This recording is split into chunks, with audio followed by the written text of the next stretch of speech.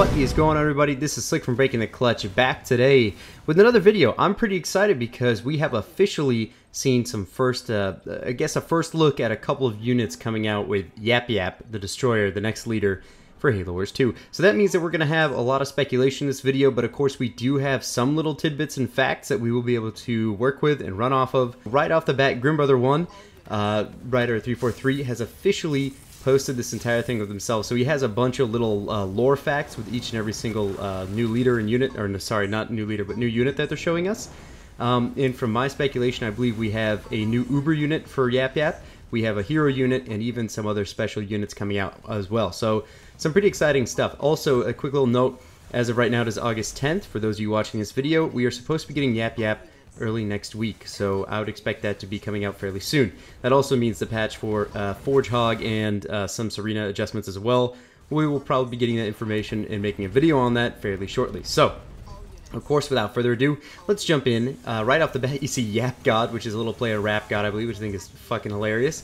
You know the drill. When I'm at the keyboard, lore leads, blah, blah, blah. Never before in the history of ever has the Halo universe known such a tactical genius, such a paragon of being amazing, such a specimen of ravishing grunt appeal until now, until YapYap. YapYap was once a sub-deacon in the Covenant Ministry of Sanitation until the fateful day he joined and was captured by Atriox and the Banished, and clearly maneuvered his way up the chain of command. It was slower than the other grunts at avoiding eye contact when the job needed to be filled, to lord over, scream mostly ineffectually at, all the grunts in service of the Banished. To give fans a little preview of what's to come, here's a little methane-induced fodder featurette to give your anticipation a distinct fiction flavor. So right off the bat, they're going to jump into YapYap himself. YapYap the Destroyer. Once in 1,000 generations comes a grunt with the combined wisdom of Ang-Nap-Nap the Enlightened, the charisma of Al-Wupum, fuck this shit, man, who became tolerable, and a strategic acumen unmatched since YapYap and the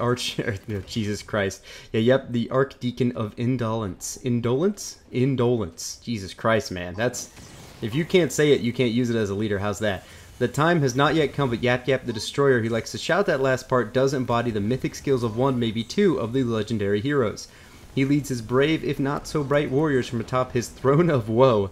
YapYap the Destroyer on his throne of woe, having abandoned the Banished to locate the fabled golden methane hydrate mines of Saboteur hidden somewhere in the Ark. And why would that Kigyar fortune teller lie? And secure a position as the Halo Wars 2 main character. So that's kind of cool. So he's got a little bit of craziness going on, so it looks like he, to achieve his throne of woe, he's actually left the Banished to find golden methane hydrate mines. So that's kind of interesting. So they're looking for methane. So right off the bat, of course, you guys are going to recognize this unit right away, the Grunt Goblin. This is what I believe to be an Uber unit of sorts, similar to Anders' Super Sentinel, which I will get to in a second. So it's not necessarily a, I guess it's not a, you know what I mean, it's a super unit kind of thing, not necessarily Uber, not like Scarab, Condor, it's just below that. Also known as the Balaho Battlesuit, goblins are a patent-pending combination of amazing good looks and punchiness in a single value-packed package. But wait, there's more. Act now and you cannot get one, not two, but 3 goblins on the battlefield for a true grunty triple threat. And that's exactly what I meant. So if you can get 3 goblins, that makes me think, okay, so it's kind of similar. It's probably going to have like 20 to 30 population, 25 to 30 population for 1 grunt goblin. And it's probably going to be fairly intimidating. If not, then it's probably a leader power of sorts. Those are my only 2 options for that. Forget fighting fair. For these suits have hearts of blamite and fists of justice that will deliver the Ark to its rightful owners, the Ungoi. And with the Ark in their grasping claws, the rest of the galaxy will tremble. At least, that's what the Throne of Woe keeps telling YapYap the Destroyer. But wait, how did YapYap get a hold of these incredible new machines and find time to modify them? Mind your own business is how. Jesus Christ. So, Grim's actually writing as if he was a grunt pretty much in this, so that's pretty exciting. So, Grunt Goblin, most certainly going to be a big unit that costs a lot of money and is probably really effective and dangerous in an army composition. But of course, you know, with those uber super units, you never want to commit everything to just one unit. You know, they don't always last as long. Let's move on to the vehicle that is going to be a new unit here. Methane Wagon. That's kind of cool. I mean, just looking at the image here, you just see all kinds of crazy badass. It looks like something out of Mad Max. Typical Banished unit here. You even see, it looks like 2 grunts on the top of the wagon, cowering in fear, scared the hell out of themselves as they're using this vehicle. So That's pretty exciting. YapYap the Destroyer dreams of owning a fleet of gold-plated warships to lord over the main streets of Balaho. Well, YapYap doesn't yet have the Gex saved up to afford that, so he has to settle for souped-up Shadows in the meantime. So Shadow is actually a old Halo vehicle, so it's actually a modified version of the Shadow, just like the Banished do with all the other vehicles, the Wraith tanks, Scarabs, everything they've modified. So it's kind of following in that mantra, which is pretty cool. But with a few more successes on the Ark, he can at least upgrade with the aftermarket Iridium plating, hubcaps molded with the face of legendary grunt heroes, and massive spoilers to which ensure the great journey can be traveled in style. That's pretty awesome. Although it has not yet reached its final form, the Methane Wagon's mix of combat and support abilities do make it the mullet of grunt mechanized warfare. All business on the front lines, but party central in the rear. So that makes me think that this is going to be definitely like a Mad Max style of vehicle. You know what I mean? Looks like it's got two big treads on the front and a big turret. Methane makes me think maybe it could explode. Who knows? That could be pretty cool. And it also says it hasn't reached its final form. So that means that we're going to see some cool upgrades to this vehicle to make it even more badass. I'm pretty excited for that. New Banished vehicles is something I'd like to see. Now moving on to probably the most interesting thing out of the whole group. It's called the Brute Rider. So in this photo, we see a Brute with a giant Jansport backpack, and a Grunt is sitting inside of it. So let the Get Carried memes just start flowing through the BtC Discord, as I figure they will. But this is something really awesome. I just never expected something to go this way with art style. I mean, if you're going to make a Grunt leader, you might as well make everything just fucking bonkers. And that's exactly what they're doing. So, Brute Rider. Unlike Methane and Infusions, the Grunt and Brute pairing is not a perfect match. Among other quirks, some Brute Riders have a tendency to develop an obsession with biofuels, power management, and gladiatorial fights, much to the annoyance of everyone else in the rebellion. Other Brute Riders suffer accidents as the fists of the Brutes, or at the fists of the Brutes, if they get too bossy. The rest simply hope to survive long enough to get promoted to Locust Driver or Methane Hauler. So that's kind of cool. I like that little tidbit there, getting promoted to Locust Driver. So the Brute Rider is something that's below a Locust. That makes me think that the Brute Rider is going to be an infantry unit, to say the least.